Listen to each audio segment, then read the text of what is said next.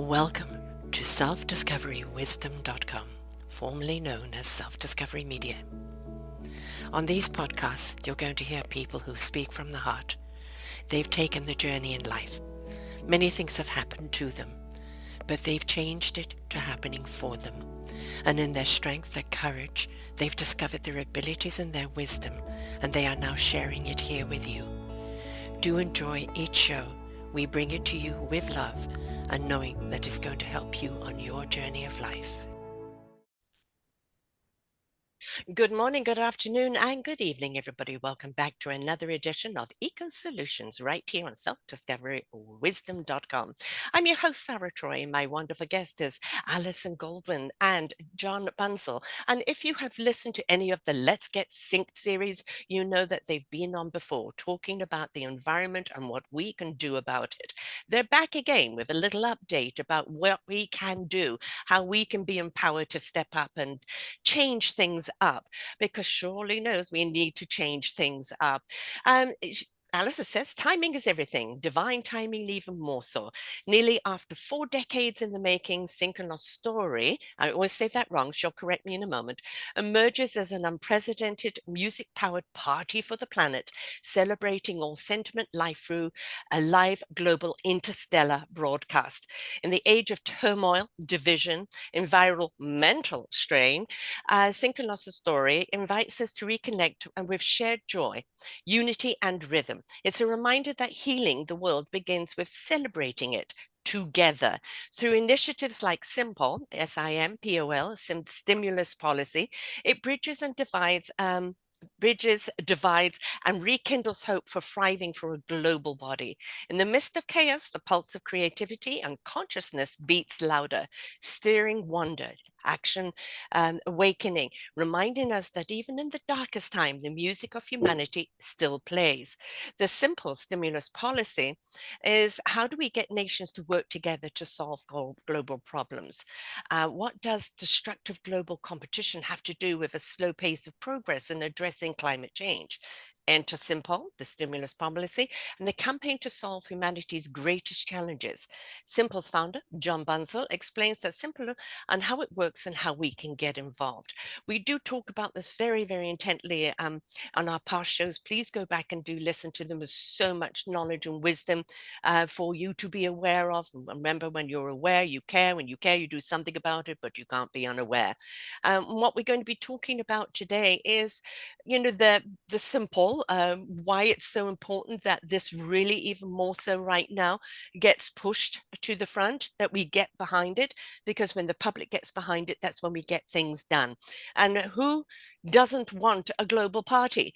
There's so much doom and gloom out there right now. There's so much insecurity. What we desperately need is the coming together. We need to kind of look at the gratitude of what we have and not what we don't have, and how powerful we are when we are an orchestra playing together rather than divided and hiding in corners. So welcome back, Alison and John. Great to see you again. Thank you. Thanks, Sarah. Thanks for inviting us back. Yes. Oh, delighted. As I said, our talk before was very, very revealing, and I really do want people to go back. Let's Get Synced series. There's so many people there that are doing so many wonderful things for our planet.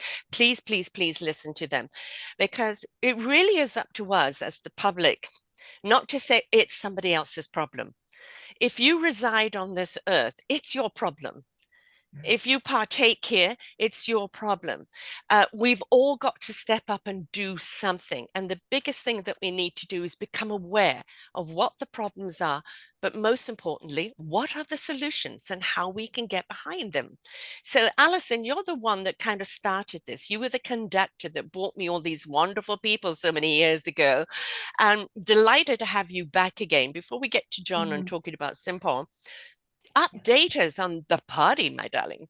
Okay, well, first of all, for those who have never heard about this party before, which is basically 9/10 of the world population, because after 4 decades, it takes a lot to build something that's never been done before. I mean, this is like the first rocket into the universe. This is like the first Olympics. So there has been a lot of backstage party planning, which has been underway and still is. but I first want to start with the pronunciation, because God bless Yes, you, please. for 8-10 years now and counting, we're still going to get that word pronounced I know. clearly. I've got to think That's about okay. it. Making history in synchronicity, Synchronistory. We're mashing those two Synchronistory. words There together. we go. Synchronicity, right? You just drop the city and replace it with a story. And story is a big buzzword these days. Synchronous story. Now, okay, look, from pandemic to war to environmental breakdown, as you said, and more, the global body is ill. Key arteries to its heart are blocked, particularly the body politic. John will be able to speak to that. And even now, an AI culture that is vivifying this. It's emphasizing that much more, all that's already going on. And I have felt, as I think a lot of people now are really realizing, that we are living in a PTSD planet. Post-traumatic stress disorder is not just about an individual. It is multiplied into entire societies, nation states. Emotional states feed nation states, and vice versa. And so the cycle goes. But what is so striking to me, and I now think that a lot of people around the world will agree, off the heels of, I would say, a whopper of a traumatic event that did bring us all together, which was COVID, we're still reverberating in the embers of that trauma as a whole F-load of more trauma is compounded upon us in a very now rapid fire way. There has not been time to assimilate all that we are dealing with. It is like if this planet were bombarded with constant asteroids and comets and, three-eye atlases to the nth degree. Well, we are experiencing that on this planet with all the drama that's been playing out in a pretty condensed amount of time now. So aside from all the epochs of trauma that have built up, from wars and, internal struggles, even family dynamics just played out exponentially, we've now got a newcomer that's being birthed as we speak. It's almost like sibling a rivalry with AI. This is now challenging the very notion of what it will mean to be a human and our very existence in the world as we thought we knew it. Now, I'm not criticizing AI in and of itself. There, not only AI, but so much advancement and innovation is just bursting across the worldwide spectrum. That's not the problem. The problem to me is what I've just described, this speed up without the ability to process all the trauma, and also the landscape, the emotional landscape and the geopolitical landscape within which all this innovation is being birthed. If this is like birthing a new sibling into one's family, one hopes that the family itself is somewhat stable, somewhat psychologically grounded and healthy, and has a support system in place, can afford the child, can give it comfort, the food, the love that it needs to grow in a healthy way. As I see it, that's not the dynamic that's playing out in the world right now. And what we're risking very rapidly to grow is a very distorted morphology of this child that can risk our own sense of humanity in sanity, which is really lagging right now. So there's no one person to blame for this condition. This is something that is actually a systemic fault that has just been so ingrained, and it's almost as if we're in autopilot now. And I know that people are sometimes in autopilot as a means of self-preservation because it is just too much to even think about anything, much less what I'm saying. And I really understand that. By the same token, a lot of people are waking up and they do feel viscerally what's hitting home now. And it doesn't even make sense because everything's happening so fast. But what I have been working on for almost 4 decades is something that itself has metamorphosed over these years. A party for the planet celebrating every sentient being, broadcast live from multiple event sites worldwide and space, music powered, because love, I think we all agree, Yes. is the universal language. Music is the portal. And to create something that is so mega, that it absolutely eclipses all the tweet storms and the social media and the this and the that it is almost awe-inspiring to the degree that we can't even believe that we're pulling this off, is the goalpost. All right, this is like a new, exotic, a tantalizing flavor on the tasting menu of life. We have never done. Let me just say this, and I want to make sure I bring in all of my notes because it's just so important. I want to talk about an immune boost, a global immune boost, because individual bodies, when they're depleted and frail, they need immune boosts. So we go to a doctor, we go to a fitness club, we take whatever remedies to boost our immune system. There isn't anything right now for the global body, and its immune system is really compromised. So what I want to suggest is that having a party for the planet in the coming years, and it's coming down the pike sooner than we might think. It might sound crazy against this very dysfunctional and disturbing backdrop, but in fact, like everything that seems to be demolishing and dismantled, even the party paradigm is tired.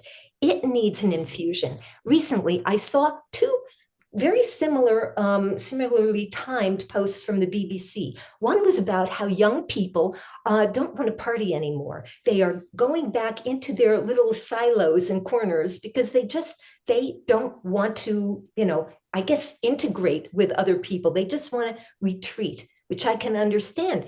And at the same time, the BBC was reporting that now the big gatherings are on the rise. People are hungering for community. And the whole thing is, it's not either or, it's and. Yes, of course, people are retreating because they're feeling overwhelmed and they're searching for meaning. Yes, of course, people want to get together and have big gatherings because they're hungry and they're yearning for connection and meaning. Here's the key. Party. What party has signified in the past might have more of a frivolous, synthetic vibe. That's okay. There's room for that. But what we have not done before, and I think it's getting very timely to introduce, is a different kind of party motif. Something that is absolutely astonishing, dazzling, but goes deep. As broad as it goes, it also goes deep. And that's why I want to just bring up one other thing before we bring in the party favor, John Bunzl and SIMPOL, as I refer to him, the party favor. The ancients understood party, what party could symbolize. Of course, party was, it involved a lot of debauchery. I'm not saying this, but as far back as 3,000 years ago, the ancients in Sumeria, they were doing celebrations. Maybe it was to thank the gods for a blessed harvest. Maybe it was to ask the gods for forgiveness because they didn't know why suddenly there were no crops. Maybe it was all kinds of reasons in between. But the key thing that stood out for me was bonding, community bonding. This was something that they understood. There needed to be some kind of gravity mortar that held them together. And right now, what's holding us together is actually the gravity of these times. That's not the kind of gravity that we want to gravitate towards. No. And that's why the new version of Party, which is coming down the pike with Synchronistory, is offering something for everybody. It is the first time in the history of civilization that we are coming together on behalf of not man-made or natural catastrophe, but astonishing, inviting, humanizing community and celebrating the fact that we all coexist. Not just we, the species human, but we, a multiplicity of species on a living being called Earth, in a living gargantuan organism called the cosmos. If we can somehow get that act together, maybe we'll avert an Act 3 finale.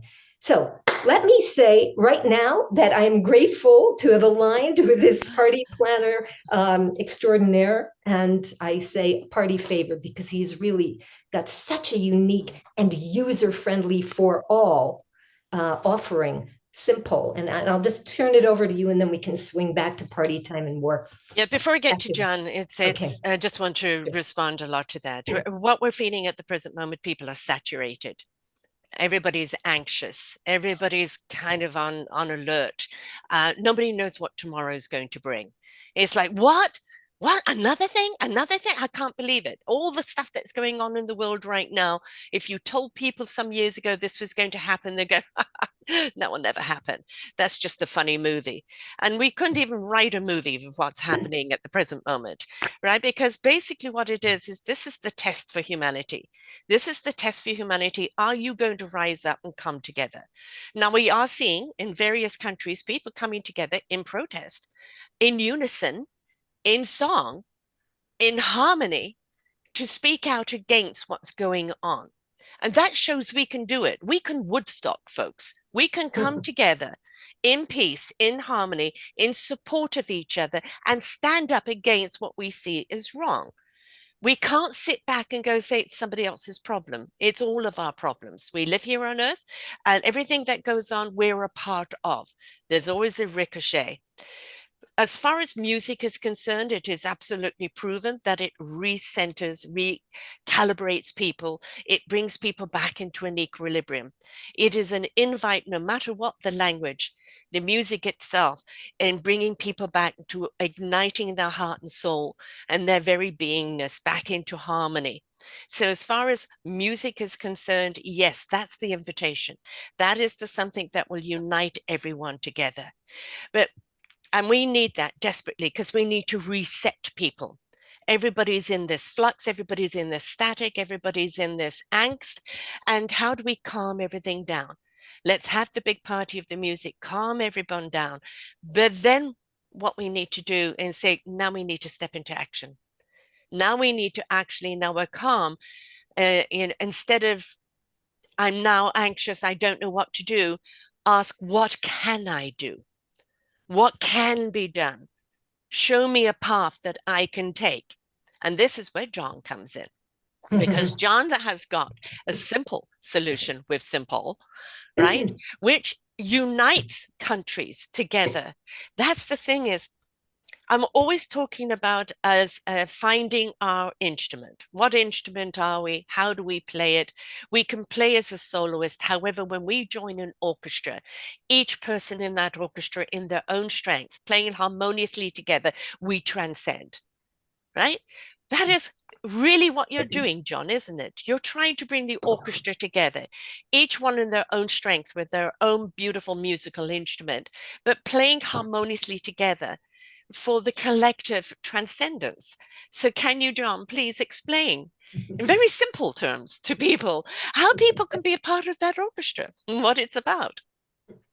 Yeah, well, that's a it's not so easy to explain because in order to understand the problem, you have to think a little bit more deeply. Because we have a globalized economy, we have goods and business going across national borders, but we only have governance at the national level. So there's a mismatch between a global economy and national governance.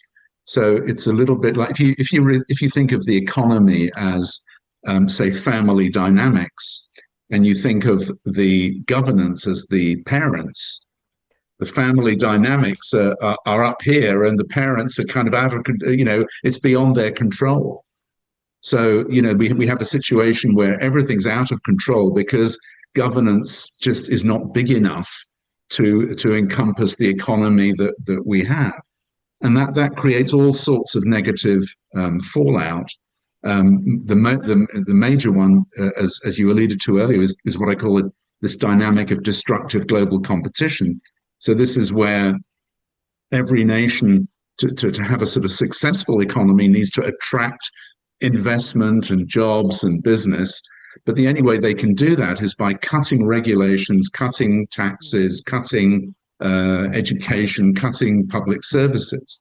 And so there's this sort of vicious circle going on where every nation is sort of is undercutting every other nation.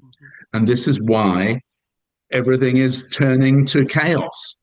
And you know, as you say, it's people are becoming very anxious.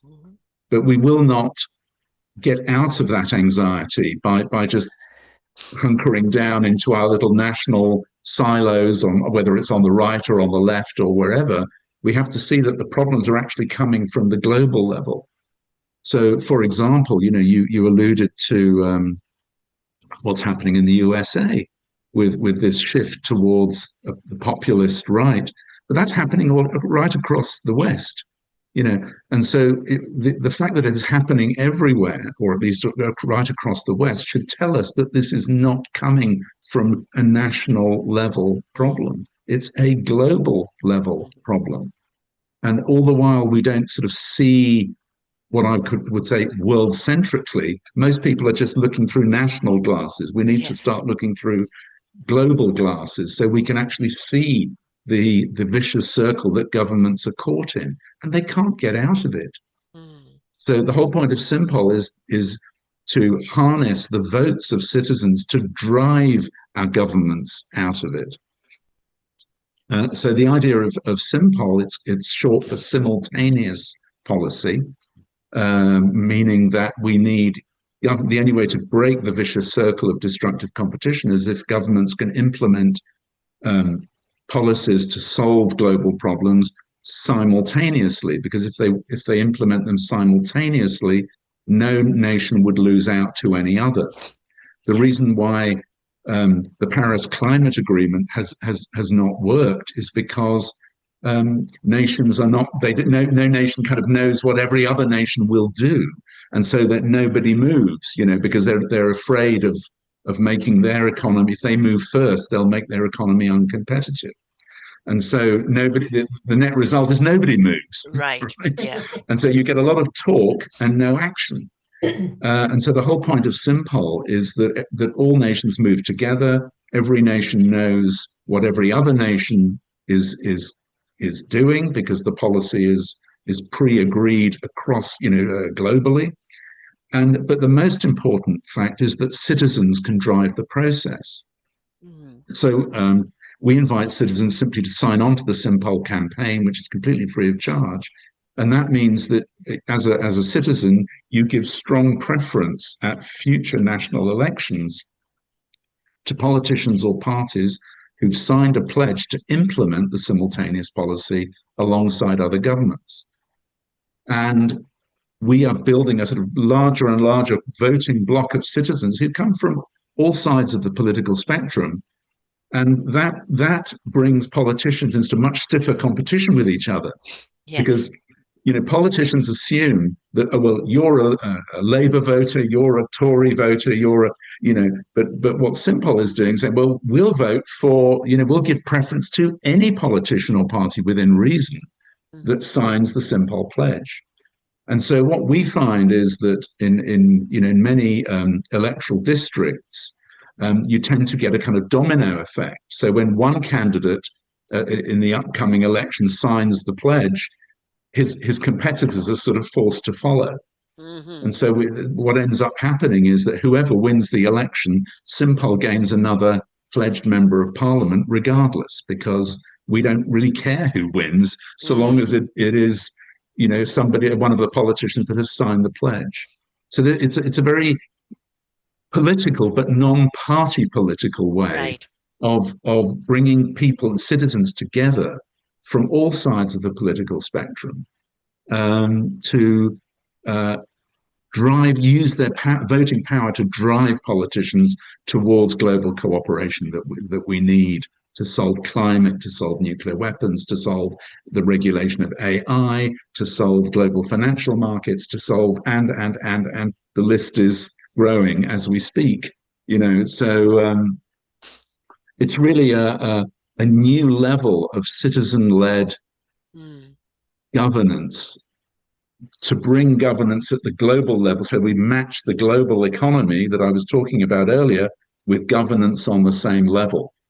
Right. And only then will you get, peaceful relations, will you get, solutions to all of these issues, as far as I can see anyway. So Global that's party rather than a national party. Right? well, Or, it's not a have a national political party. No, Yeah, I hesitate to use the word party because people think of it as a political right. party. But we're much more powerful than a political party. We don't need to be a political party. We're much more powerful than that.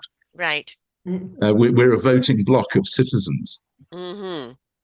And everybody You're always looking wants to look confused, for Sarah. yes, no, because it's how to describe it in a way that we know about political parties, and now you're Yes. asking everyone to step up and vote for the globe. It doesn't matter where you're from, what nationality or anything. It's you're voting for equalization when it comes to AI, when it comes to finance, when it comes to the You're ethics of the voting. thing. Yeah, you're voting for appropriate regulation Yes, at the global level, which yes, we don't have at the moment because we have no global government, no global treaties. There are very few. So we need appropriate regulation in order to solve climate change, to regulate AI, to implement the policies that are necessary so that these things are solved, and not that in the case of AI that you regulate out the bad aspects but you keep the yes, good aspects. yes. That's what regulation is about. So It's not no one about person getting has rid the of the power, or one yeah, country exactly. has the power. So Yeah, it's exactly. it's balancing the act. So It's kind of balancing it. Yeah. UNing the globalization Yes. of basically kind of ethics around what we do to the planet. We're governing with the AI that no one person has the power, keeping things well in balanced and well in check. But it's Precisely. Yeah. run by the people's voice and not any Exactly. government's voice. So you're Precisely. empowering the people to have a voice to say, no one person can have that power, because we know what happens when they have the power. They become power hungry and nothing is enough, and they keep pushing the limits, and they have no boundaries. Right? It's just Precisely. Yeah. more, because they become Yeah. intoxicated by that power. So what Yeah. we're doing is empowering the people to have a voice to say there is a limit. If you want to go further on whatever it is you're doing, it has to be the global voice that gives Yes. authorization Exactly. on that. And we have to look the checks and balances in there so that there is an equality around the world, where we, the people, have said, not out of fear, this is where we have to not be ignorant and go out of fear, but we have to go with our due diligence and know why and what we are voting for, and step up into making sure that we understand what's going on and have the voice. I think for so long we have been taught, just leave it up to your politicians, leave it up to your Precisely. party. Oh, don't worry Yeah. your little head about that. Somebody else will take care of that. Absolutely. This is why everything has gone out of control. We are That's right, global Sarah, because I think citizens. the key thing that we need to understand, and I'm glad you raised that, and you know, traditionally we citizens think of ourselves as being as what I call in the child position, Yes. and politicians are in the parent position, right? And it's sort of like, and in a sense, there's a it's easy for us to be in the child position because we don't then have to take any responsibility, Exactly. right? However, when you understand the dynamic of destructive global competition that I was talking about earlier, you start to realize that the so-called parents are not in control. They're very You know, dysfunctional. yeah, because at the you cannot manage a global economy through just national governance. It just No. doesn't work. And so they're not in control. And so we citizens need to realize that we cannot any longer stay in the child position. We have to get into the parent position. And it's the politicians who are in the child position. right? And it's that reversal that SIMPOL enables, because SIMPOL offers us a way we can use our votes in a new but very powerful way to drive the politicians of all parties towards the cooperation that we need globally. And we've proven that it works. I mean, in the UK, for example, we have over 100 sitting members of parliament who have signed the pledge, and they come from right across the party political spectrum. And so, for people on the left, they see SIMPOL as a solution to climate and other issues that the left is concerned about. But also people on the right see it as a solution to some of the problems that they're concerned about. Because if you can tax corporations globally, you can feed some of that revenue to developing countries so that people can make a decent living in their home country, and then they won't feel a need to migrate. Right. So yes. you sort of, this is what the right is concerned about. And so SIMPOL really offers something for everybody. And it's actually, I believe, people will come to see that without that cooperation at the global level, we are all finished, whether we're on the right or the left or anywhere in between.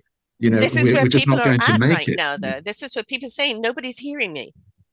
Across the board, people are saying politicians aren't hearing, they're on their own agenda. Nobody's hearing us. You're not hearing our concern. I think it's kind of a global citizen concern. Is that what we're looking for? Yes. Well, that's true. But the funny paradox that, in my experience, is that actually politicians understand SIMPOL better than citizens do. Why? Because they're the ones dealing with the competitiveness concerns every day. And very often when they sign the pledge, they say, well, thank you, SIMPOL, for solving our problem, because we were stuck in this dilemma. SIMPOL is the first thing we found that gets us out of it. Exactly. But because citizens don't understand the destructive global competition, they don't really see what SIMPOL is about, which is but my case is that difficult. You're giving people the voice. Right. Well, that's right. But they need to know why they need to know why that voice needs to be directed towards global cooperation. Just fighting Trump or fighting this or fighting that, that is just moving the deck chairs around on the Titanic. The real problem is up at the global level. Yes. And it's not something that our current politicians are, as I say, they're not in control. They are the people can hold the politicians accountable by signing this pledge and having them stick to that pledge. They have to work together globally to rein in global bond markets and multinational corporations that are just doing whatever they like at the moment, because they can play one government off against another. And this is why we see so much corruption. We have to put a stop to that game. Yeah, exactly. And corruption comes about when there's opportunity, and there's so much opportunity, right? So this is kind of this governance over this is holding people accountable, and then you can weed out, a lot of that corruption there, because we're not making it so easy. We're watching. Yeah, and I think the key thing is that politicians. I sometimes said this to Alison before. Rabbits respond to carrots. Politicians respond to votes. Yes. And this is why no amount of protest will move politicians. We can protest all we like, and I'm not saying that protest isn't of some value. Ultimately, if you want politicians to act, you've got to make it in their electoral self-interest to act. And that's what SIMPOL does. That's how we get the domino effect. When one signs up, the others are forced to follow. This is turning the table so that we citizens are in the driving seat, and the politicians are, we're in the parent seat, and the politicians then become in the child seat. Because unfortunately, if they can't solve the problems, we have to show them how to do it. Mm-hmm. Uh, Mm-hmm. May I suggest, because I can hear the pushback from good politicians, because there are good ones out there saying, well, we don't want to be relegated to the child position. But I know what John is saying. It is a different kind of leadership. This is Yes. what we're talking about. And John, Accountability. yes, it's yes, not a question. It's not a question of good or bad politicians. The problem for yeah, national politicians is that they have to safeguard the national Yes. interest. So by definition, exactly. they have to compete with every other nation. It's not their fault. Right. So you cannot solve a competitive problem at the same level of that competition. You have Right. to go one Yeah. level up. That's what SIMPOL does. So it's not a question of good or bad politicians. It's a question of national politicians understanding and citizens understanding that with a globalized economy, you have to have some kind of global cooperative governance. Without it, it's chaos. And what I You love know, about and Simple is that it respects national sovereignty. I think Yes. that's extremely important. It's not just a sweeping global governance no, goulash. no, no, This exactly. is Yeah, no, that's a Yeah. really very good important. point, Alison. Yes, That's absolutely vital because yes, SIMPOL is not about a world government. It's more like a a a large scale international treaty that is implemented by all sufficient nations simultaneously. It's not about some great bureaucracy like the United Nations or the European Union. It's like a simple treaty that brings those issues that suffer from destructive global competition and only those issues up to that global level. Every other issue that's a national or lower level issue has nothing to do with SIMPOL. So it's about us kind of being able to differentiate between what's a global problem that needs simultaneous implementation and what is a national problem that can be implemented in as individually by nations as they do now. An Right. So overseer, an overseer holding countries yeah, yeah, accountable, right? Is yes. that, this is what is acceptable globally, But and we're yeah, an I mean, it's overseer even keeping you in check. that's right, and it's even more than overseeing, Sarah. I would say it's actually, with SIMPOL because of the voting power that our voting bloc has. That gives us the power not just to oversee; it gives us the power to actually determine what the policies are. Mm-hmm.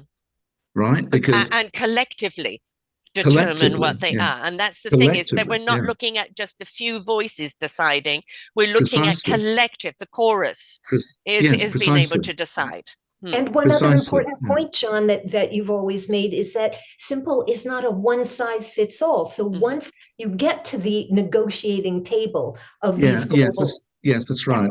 Yes, issues, good point, Alison. Thank you for yes, reminding me. Yes, I think often people think, well, this means every nation implementing precisely the same policy on the same day. No, not necessarily. On some issues, it might be like that, but very often it would probably be more of a differentiated thing. So, you might have all nations increasing their level of corporation tax, but some will move proportionately more than others.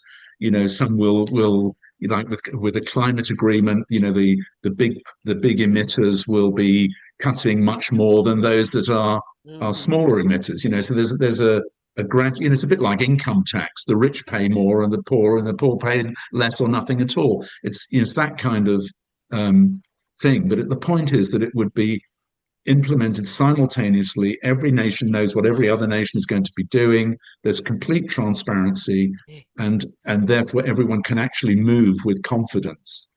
Right And the now, limit, the we thing have is just like, you're not, what you're looking at is like, this is the ceiling on ABC. Right? This is the ceiling, and collectively we've got to come together and talk about that ceiling, because this isn't just a national concern, it's a global concern.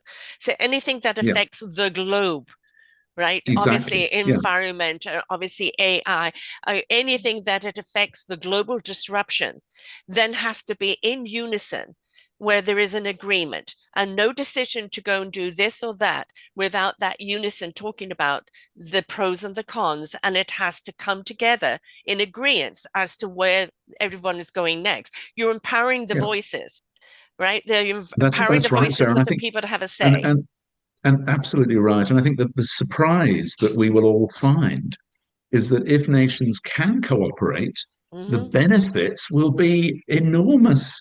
Well, all the You know, countries are coming together to enable each other to be able to accomplish what it is they're wanting to accomplish instead of yeah, competing each other and cloak well, and precisely. dagger and Yeah, espionage and all of that crap, right? It's yeah, like yeah, this is on the table as a global nation. We are going to look at this particular issue, say AI. Where is the cap on AI? How far do we allow it in our world? What are the boundaries that we need to make sure that it doesn't go in? And a global concern, global voice, and global limit, right? And so it's that precisely. Yeah. empowerment of choice is that instead of one nation getting rich off everybody else and basically being the destructor, right? We're looking at all nations having Yeah, accountability.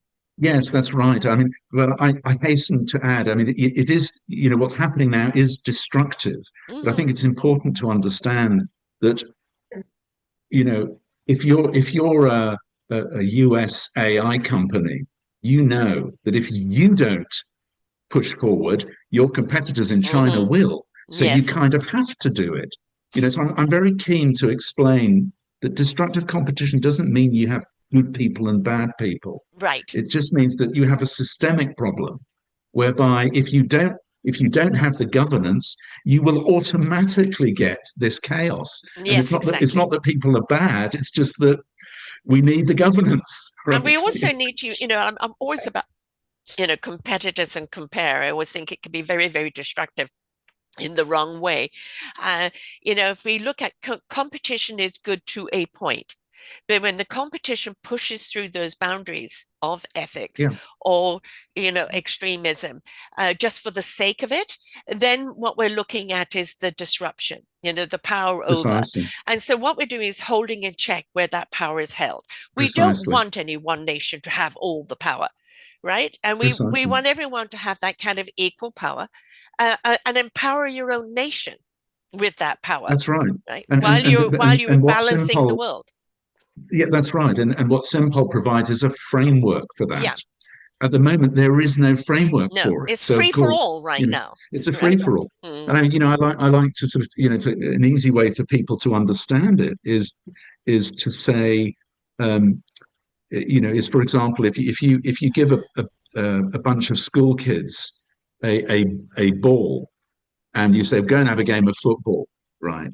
And you bring them back to half an hour later, and you say, tell us about what you were doing. Were you competing or were you cooperating? And say, oh, well, we were competing. We were having a game of football, mm, right?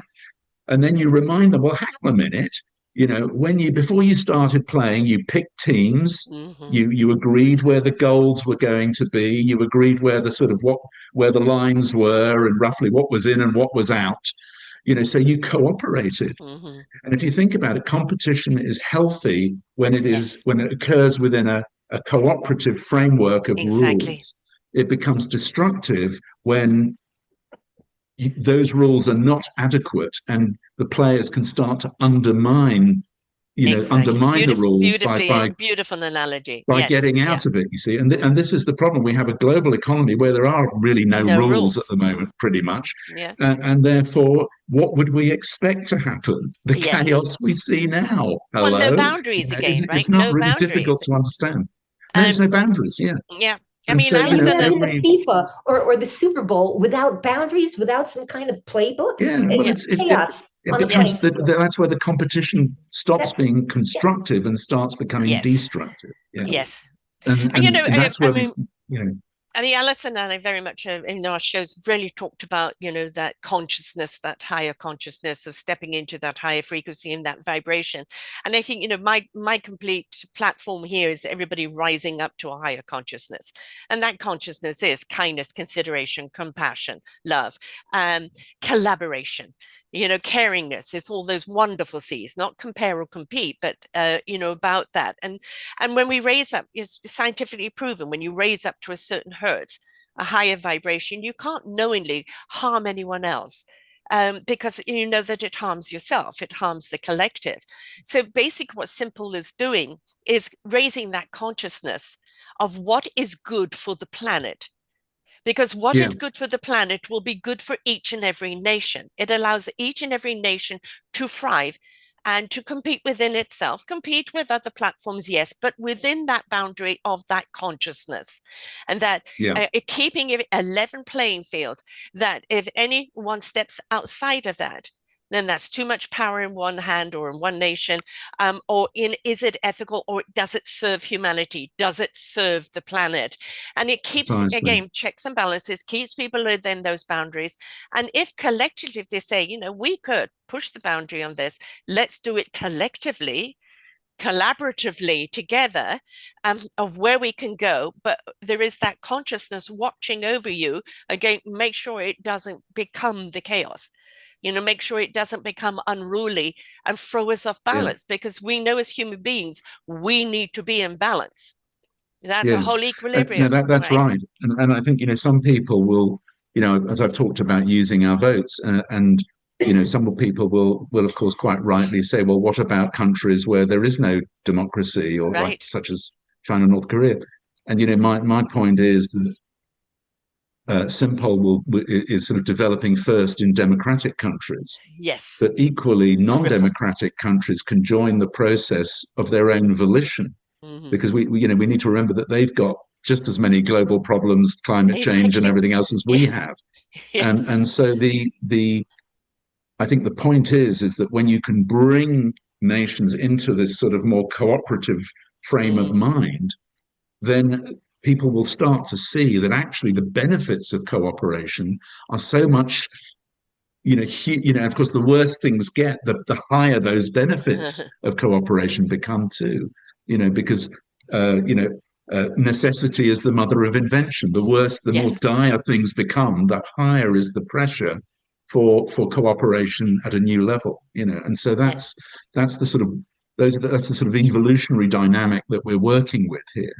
Mm-hmm. Um, and so I think, if you can get an initial SIMPOL agreement, perhaps on just one or two issues, and nations can start to see the benefits Yeah. of that, then they're thinking, oh, well, what else can we do? We've Exactly. had a Exactly. SIMPOL 1, let's have a SIMPOL 2, SIMPOL 3, SIMPOL 4, and I think then you will start to get an atmosphere in the world. Well, actually, all these nuclear weapons we've got, do we really need them?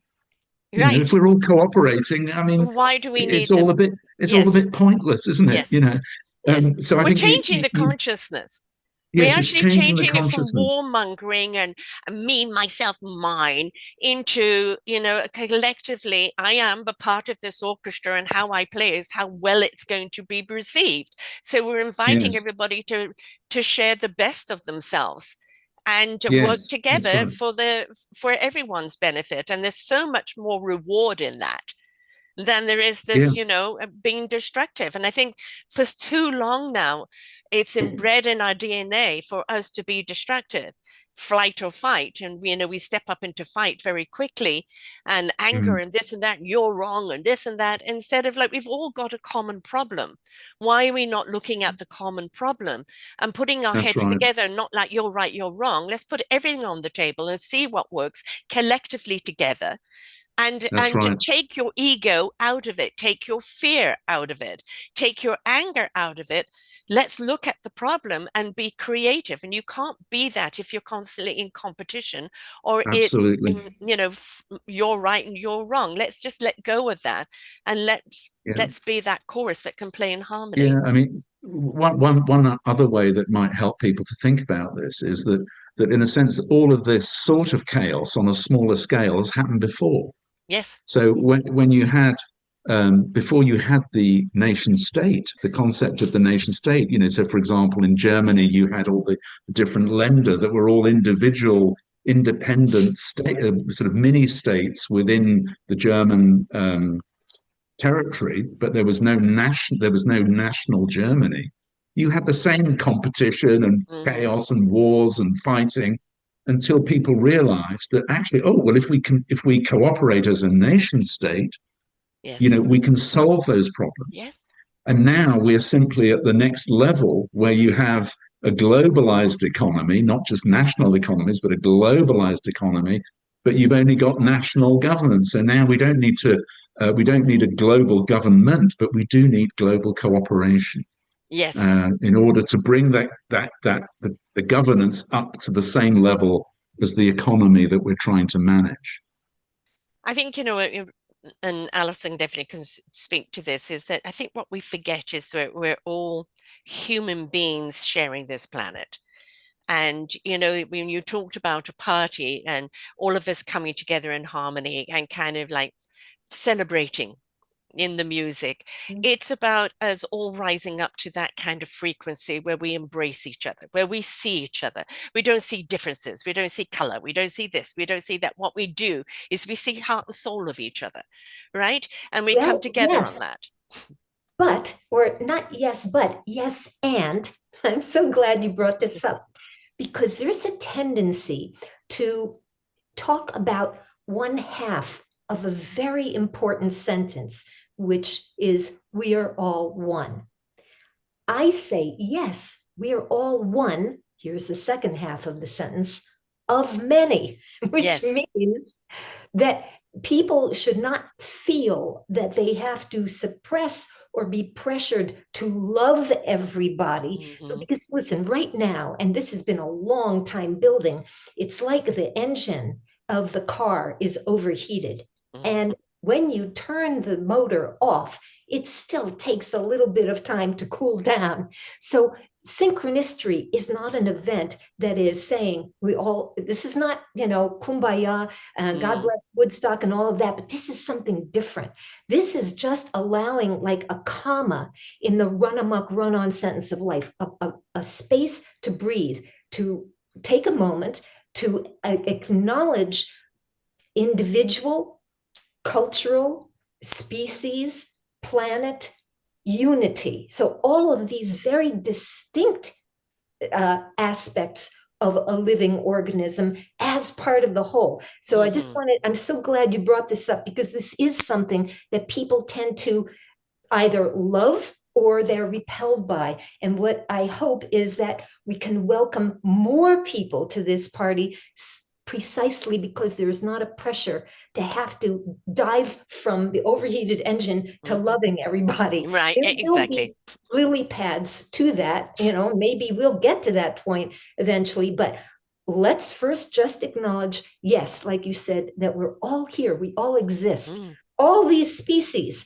because this is like the craziest prearranged marriage anybody ever had. You know, we all thrown into this tiny spit of earthly wonder that's hurtling through infinity. And for all intents and purposes, this is like the ultimate prized real estate in the cosmos until we find anything better, you know. And I know somebody, you know, who is probably thinking, oh, how can we maximize Earth as the next investment for beautification? Good, do it. If you want to do it, then really do it, not just in one part of the world. Do the whole planet and do it in the right way. But that is really what it's about. Somehow, we got to find a way to just acknowledge that we're here and we coexist and find that way to make it palatable enough. And okay, so we've got John, we got the party, we got, yes?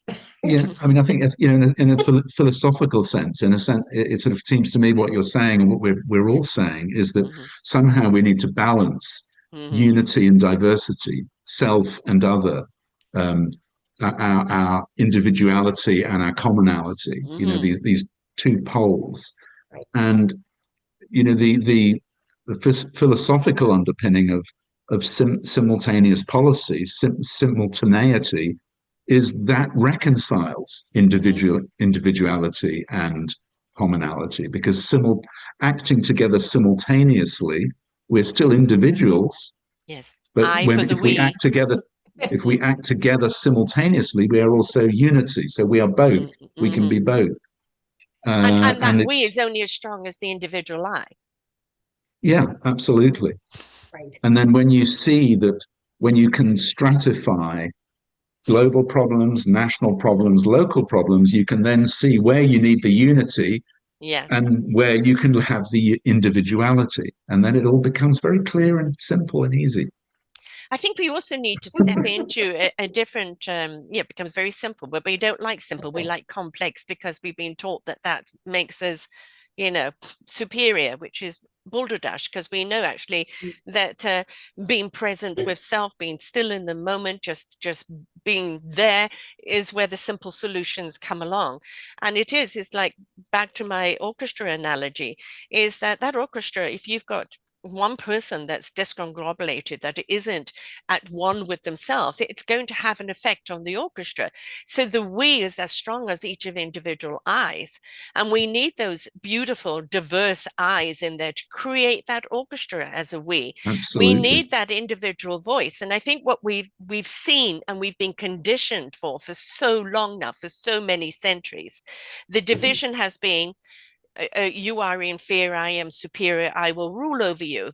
And now, it's come up to is that there is no inferior or superior. It is us. It is us as a human race on this beautiful planet that we're destroying out of greed and ego, or ignorance, a great deal of the time, because we don't realize we're cutting our own nose off to spite our own face. So, and I think is that I'm always talking about accountability. We have to be accountable for our lives. We cannot choose what happens to us, but we can choose what we do with it, what we become because of it. And that is our each individual life's journey. Who are we? What are we here to do? How are we here to contribute? Whom does it benefit? Absolutely. Does it come from the heart? Is it a real conviction? And I think if we can all step out of the pointing fingers and go, okay, but where's my accountability? What is my action? I don't care if you're the triangle in the orchestra or if you're the lead, right? We've all got a responsibility, and be accountable for your instrument and how you come forth in the collective as the orchestra.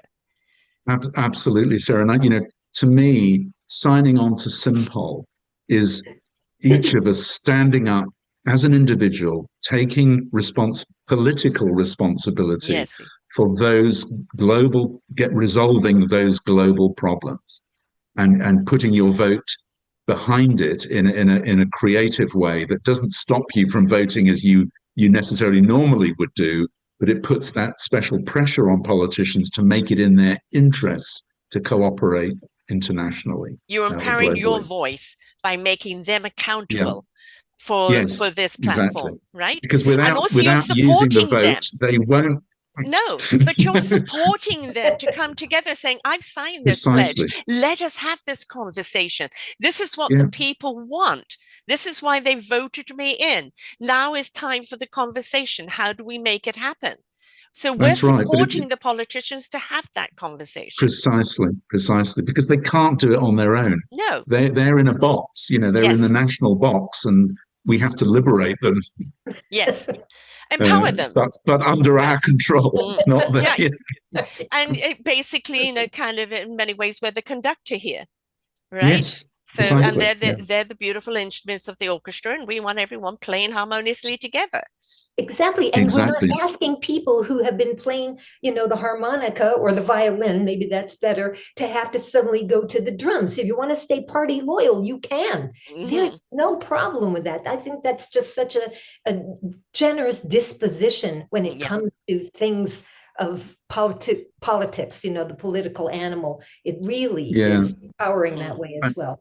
One thing actually, on our website, Sarah, is there's a page, there's a series of articles that I'm bringing out now every month, under the heading "The Global Politics of Love," which Alison very kindly is helping to edit and to spruce it up a bit.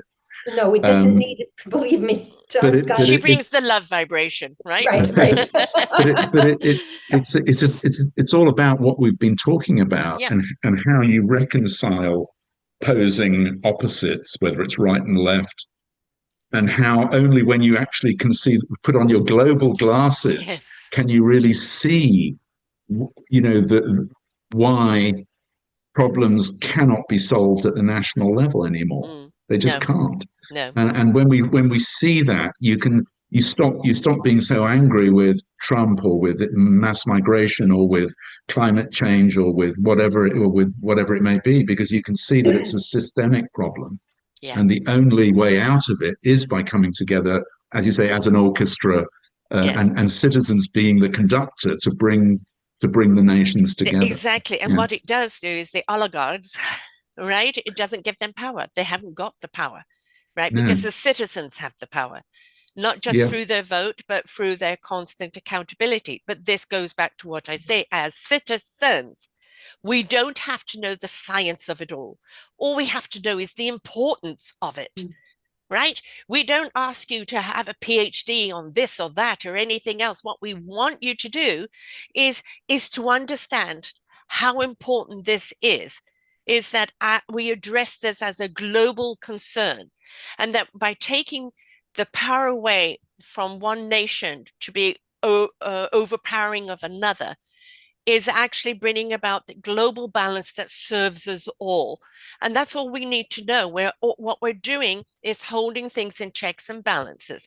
What we're doing is making sure there is no one all-powerful, that we don't end up with certain people in power thinking that they can rule the world, because we have those checks and balances.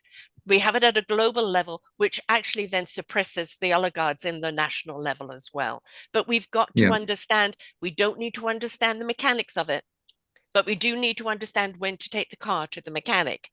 All right. So it's again back into our own action. We cannot go la la la.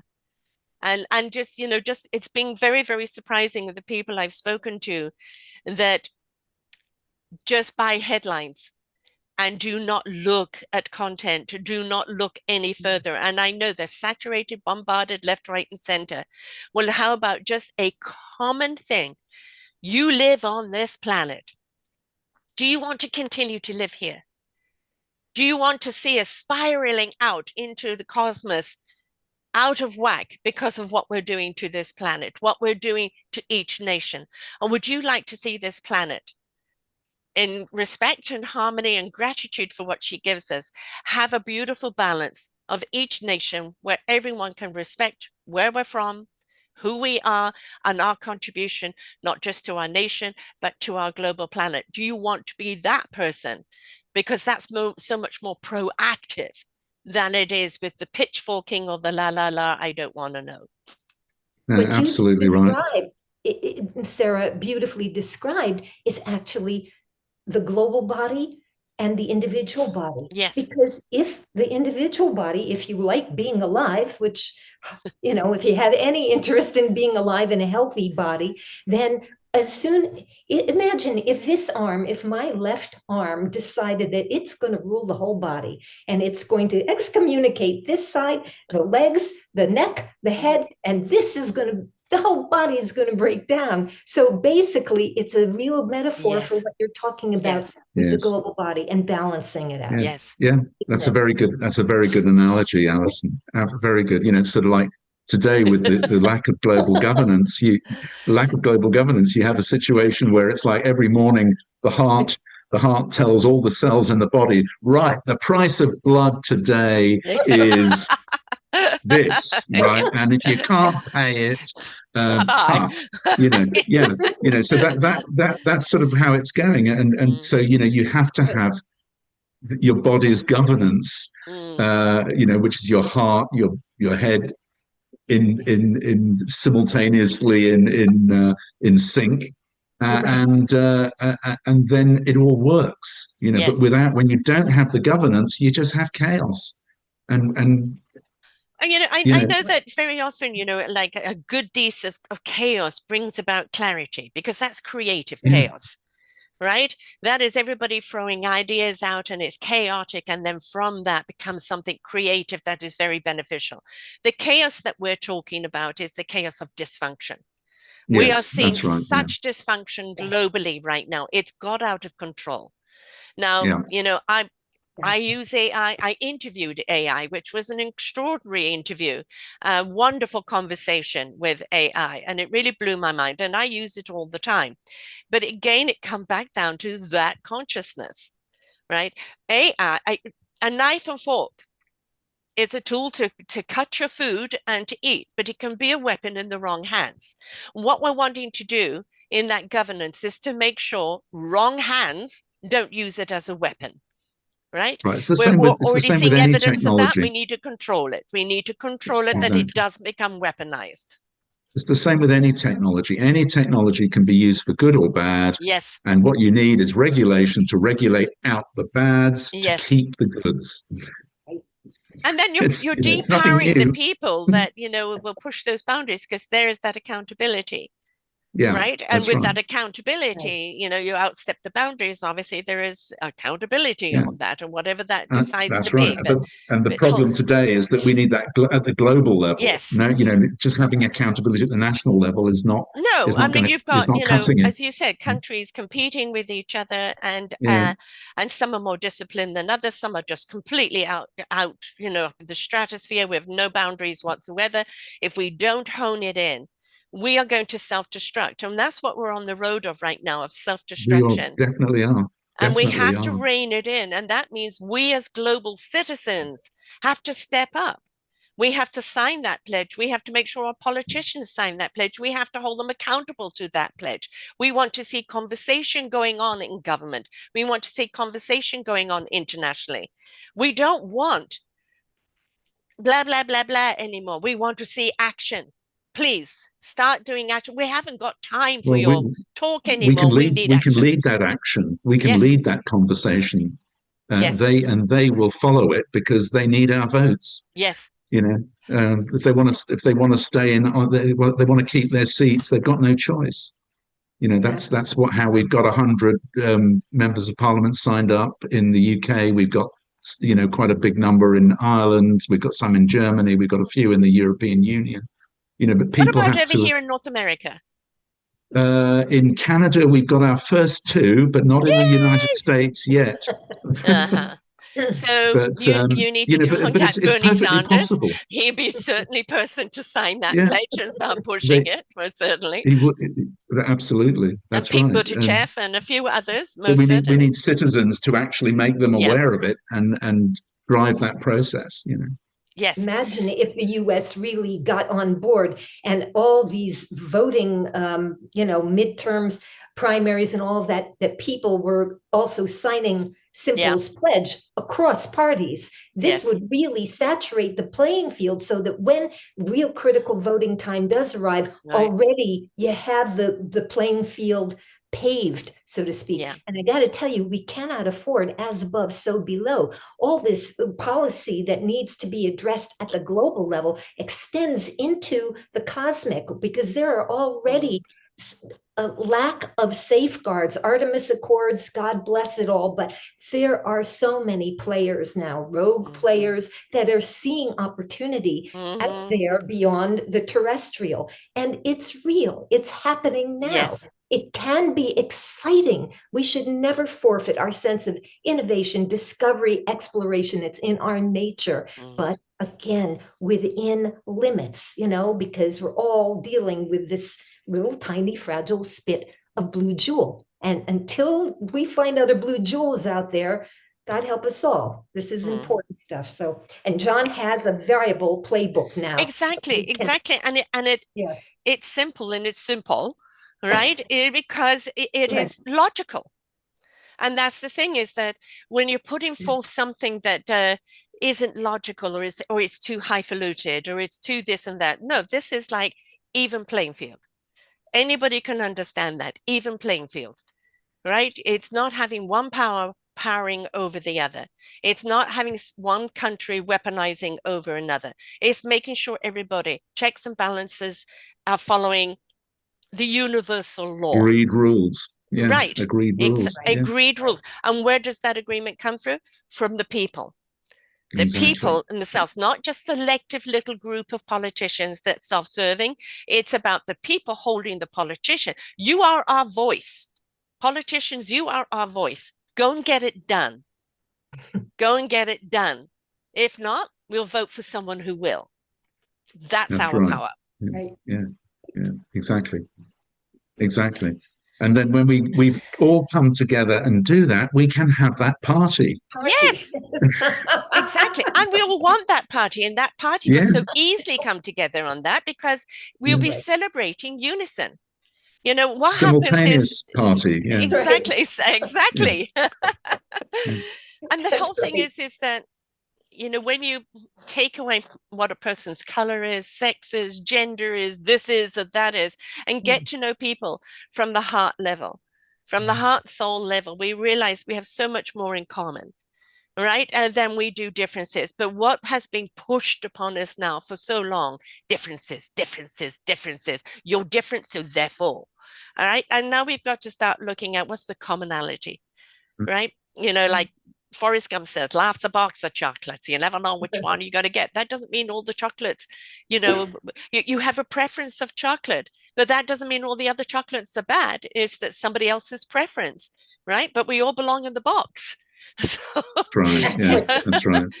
so the whole thing is we've got to do this to save humanity. We've got to do this to save this planet.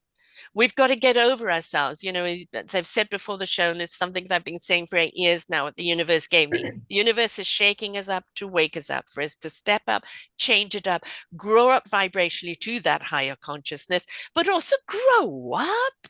Stop your whining and your bitching and your finger pointing. Do something about it. Non-violent, proactive, that brings us all together to resolve the situation. And here's a simple That's right. solution right there. That's right. And Yeah. it's all about accountability. Every single one of us is accountable. Are we going to step up? Or are we going to say it's somebody else's problem? Do you live on the planet? If you don't live here, okay, maybe it's not your concern. But if you're living here on this planet, I'm sorry, it's your concern. You've got to do something about it. And the great thing with SIMPOL, Sarah, is that you don't have to do very much. You just have to sign on. Yes. And you know, And but any in country, doing anywhere that, right now can do that. So they can just go yeah, to your anyone site, can doesn't do matter where they are. pretty much. Yeah, I mean, if you're in a non-democratic country like China, that might be a little bit different. But basically, if you're in any other any other sort of regularly democratic country, you can sign on, and it just takes a couple of minutes. But what you don't realize is the power Yes. that just that little signature does. Sometimes we've had a situation where, when a citizen signs up, I forward or we forward that sign up to the member of parliament that of that where that person votes, and just one person doing that has been enough to drive the politician to sign up. Yes. So partly because they need the votes and they're Yeah. wondering, well, how many more SIMPOL Yeah. supporters are there in my area that I don't know about, right? But partly because they see the common sense of it, you know. We talked about before the show the wonderful Polly Higgins, who unfortunately left us a few years ago, but started Ecocide, Yeah. which is genocide for the environment, and in a similar way, bringing about laws of protecting Yes. each country and the Yes. land through fracking or anything that destroys or harms the planet, and uh, Yes. and again, it goes back to that accountability. We've been a That's free right. for all, especially the rich. They've been the free for all. I'm rich, I can do anything I like. When we put the Yeah. cap on them and say, no, you can't. There's overseers here, there's accountability here. You can divert your riches into empowering X, Y, and Z for your nation, absolutely, but there cannot be a dominance or I can do what the hell I like because I'm rich. And it's holding that Absolutely. accountability, but that's also showing the people that even the rich people have accountability, which is what we're seeing Absolutely. right now is no accountability, and that's why people are pissed off. So That's right. And what and you want to what change that, you've got to yeah. sign up. Absolutely. And, people have to understand that what powers the ability of the oligarchs and the rich to rule the roost is that they can just, if a government says they want to do, to rein them in, they just go somewhere else. Yeah. Right. And so it's their ability to move their operations or their jobs or whatever across borders. That's what keeps the game going. So that's why you need all sufficient nations to act together to stop that game. Because that's the only way, as you say, Sarah, you will rein people in. You will rein those destructive forces in. Exactly. Um, you know. As I said, it's all back down to accountability. Ours Yeah. as the Yeah. individual, it's the orchestra and what it plays and how it plays together. And all it is performing and a protective field around this world is that we maintain this gift that we have, Earth, that we actually, instead of feeding the angst and the anger and the division, that we start looking at the unity and learning that there's different flavors at the buffet. You don't always have to go for the steak and potatoes. Try something different. Be adventurous, right? And when we're taught that no, their food is bad and evil, because that's what we've been given, when it's like, no, it is, until you try for yourself, you're not going to know. But who are we to assume and who are we to judge? And I think that is something that we need to let go of. We have to be accountable of our judgment. We have to be accountable of our assumption and put it in check. Is it right? Do we have the right? But what we have the right to do is sign up, very simply, sign up for this global concern, send it to your politicians, ask them to sign up in whatever country. Get them to do that, get the ball rolling. I have an awful lot of North Americans that listen to my shows. I'm begging you right now to go to your politicians and ask them to sign up, to get the ball rolling, to get this to Bernie Sanders, to get this to Pete Buttigieg, to get this to the people that are out there fighting for the people, for the rights, for the balance, and give them a tool that empowers their voice, right? That empowers their voice to be able to speak to unison, which is what we're looking at. But we, the people, have got to get out there and be proactive. My shows are about listen, learn, and apply. Please apply.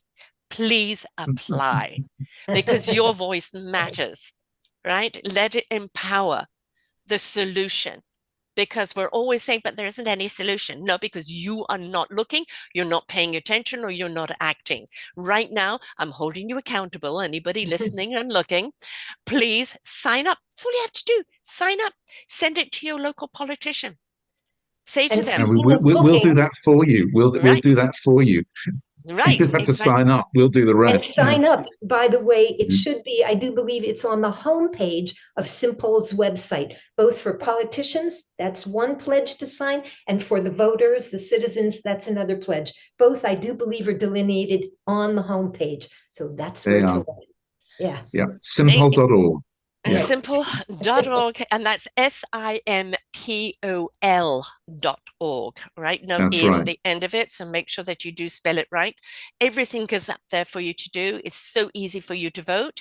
The citizens or the politicians, and let's be the voice. Let us be the voice, because I'm so tired of people saying to me, well, there's nothing I can do. There is always something you can do, always, right? It's that you got to take the blinkers off. You got to start saying, I'm only one person. Yes, one plus one plus one plus one plus one becomes the many. Our voice becomes the chorus, right? We then hold the accountability, but we've got to take it. Starts with us. So, Alison, I want this party to be in the next couple of years, because we've got something to celebrate. All right. Oh, yes. Yes. We're all en route. I think we're going to be doing a soft launch towards the end of next year. So soft launch. We've got some people from Live Aid. I don't know, for the younger people, they don't know what Live Aid is. Go look it up on Google. It's pretty impressive. Very We've got powerful. some producers, and we got a lot of traction going on in the backstage. So, divine timing, as I say, but that's something I've learned not to argue with. That is that what needs to be done, what the intent is, and all we have to do is keep watering the seeds, keep giving good vibrations to the seeds, keep being proactive. It will grow when it needs to grow. But, we cannot ignore those seeds because they, haven't grown yet. So on to the next. No, be persistent, be present, keep those good vibrations on those seeds, and it will grow. But for everybody listening here today, please do me a favor, sign up to SIMPOL. That's all you have to do. Sign up and make sure that maybe your politicians know about it. Start talking about it. I advocate for people to have podcast parties, take notes, and then share those notes afterwards. Have a discussion. Right? This isn't a political discussion. This is a global discussion about bringing about that peace and equilibrium. So we're not so chaotic. We're not so out of sync, so that we do find that balance. It is up to you. And I would love it if you let us know on the comments of the show, I signed up. Please let us know. I'm trusting in you to do so.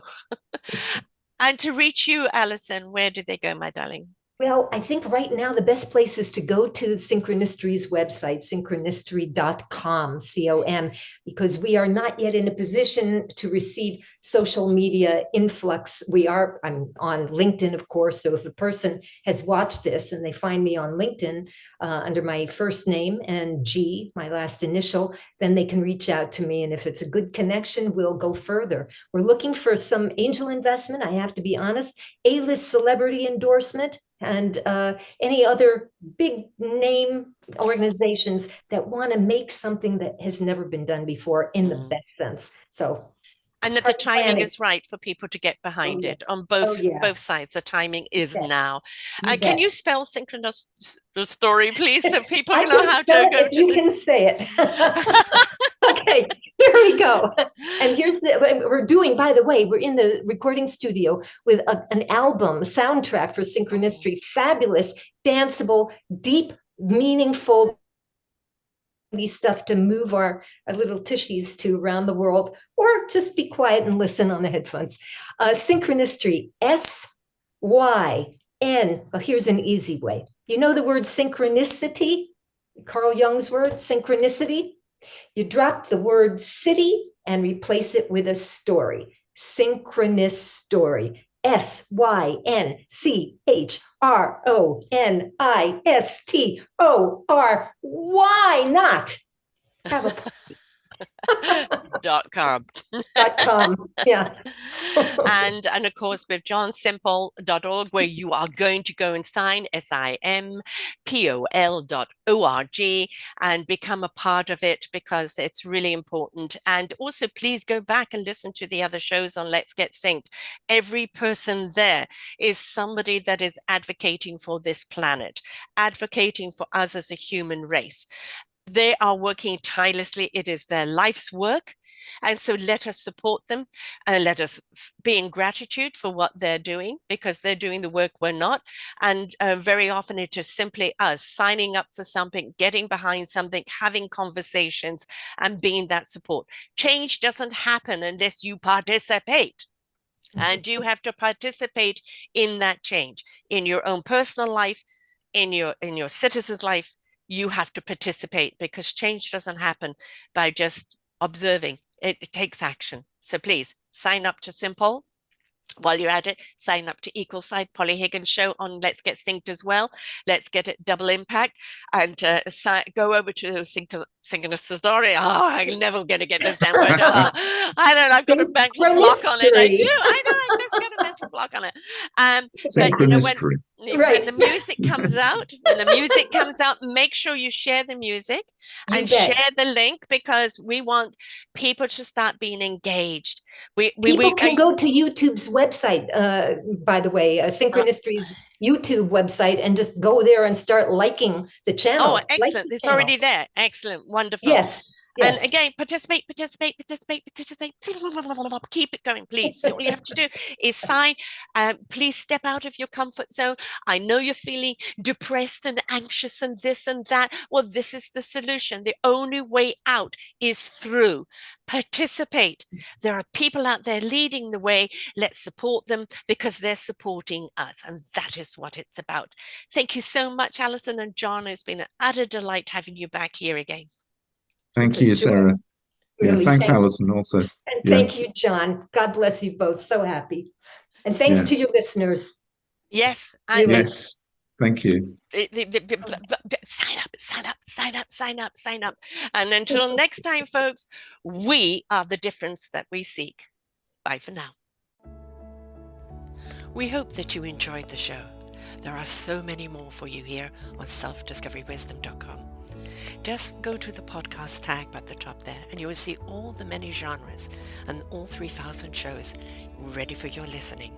We are here to serve you, to help you on your journey of life, and we know that through inspiration, it begets invitation. We are supported by you, the listeners, and those that we interview. Anything that you can spare us in donation would be greatly accepted, and we do hope that you enjoy the next show.